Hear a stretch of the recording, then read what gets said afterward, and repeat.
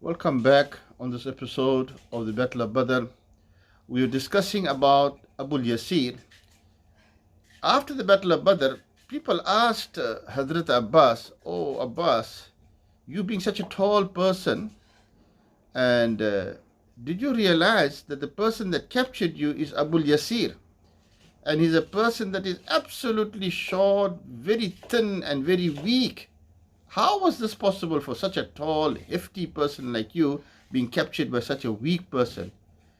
So Hadhrat Abbas radiallahu ta'ala anhu said that, you know what, actually on that day of Badr, when Abu Yasir came to me, it wasn't Abu Yasir, it was like a mountain that came in front of me, and I had no option but to give in. Then they asked Abu Yasir, "Oh Abu Yasir, how did you manage to capture such a tall and hefty person?" He says, "Well, actually, there was a person that assisted me, and he looked very frightening, and but he was with me, and he helped me to capture Hadhrat Abbas." The beloved Nabi sallallahu alaihi wasallam said that whatever Abu Yasir is speaking about, it was a malaika, it was a farishta that assisted Abu Yasir to capture Hadhrat Abbas. There are a few things that the beloved Nabi sallallahu alaihi wasallam gave certain instructions, and one of it was, he said that if Hadhrat Abbas, if you'll happen to come face to face with him in the Battle of Badr, do not take quick action in killing him, but instead give him an opportunity, because he did not come with his own will, he's been forced to come. And likewise, on the other hand, it was Hadhrat Huzaifa, who was a Sahabi, and his father was Utbah bin, it was his father that was a kafir that came from the Meccan side, and he said that funny, we must kill our fathers and our sons. And on the other hand, Hazrat Abbas, whenever he's captured, we must not leave him. I mean, we must, what you call that, give him a break. Hazrat Huzaifa radiallahu ta'ala anhu made a statement. He said, "If Abbas happens to come face to face with me, I will kill him." And yet the Prophet sallallahu alaihi wasallam said that, you think about it before you take action against Hazrat Abbas.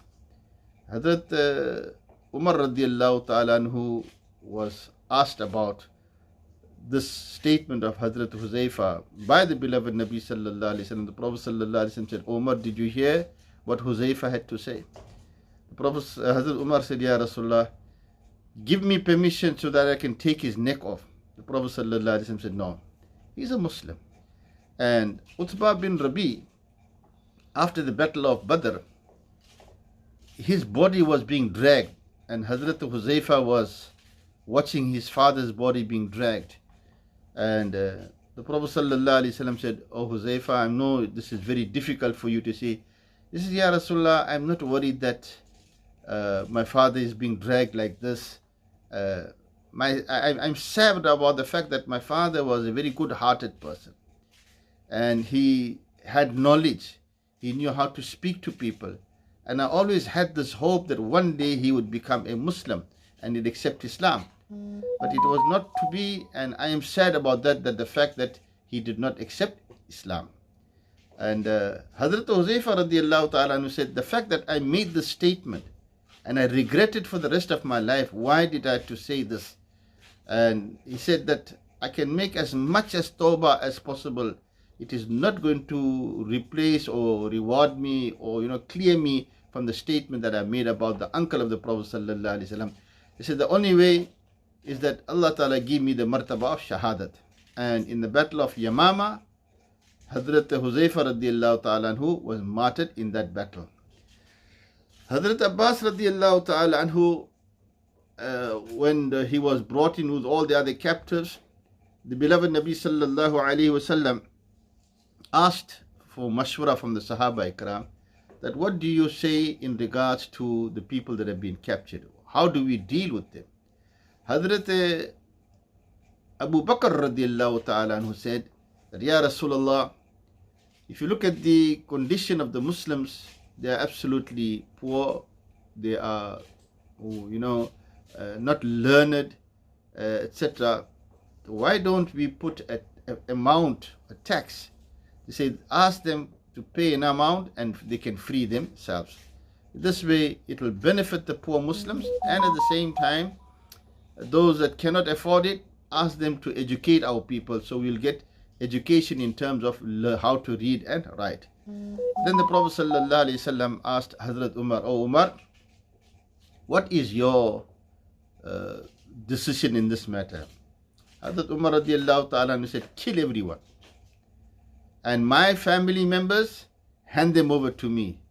Hadhrat Aqil, the brother of Ali, he must kill him. And likewise, every person must kill his own family members." So Allah subhanahu wa ta'ala revealed the ayah karima in favor of the decision of Hadhrat Abu Bakr Siddiq radiallahu ta'ala anhu.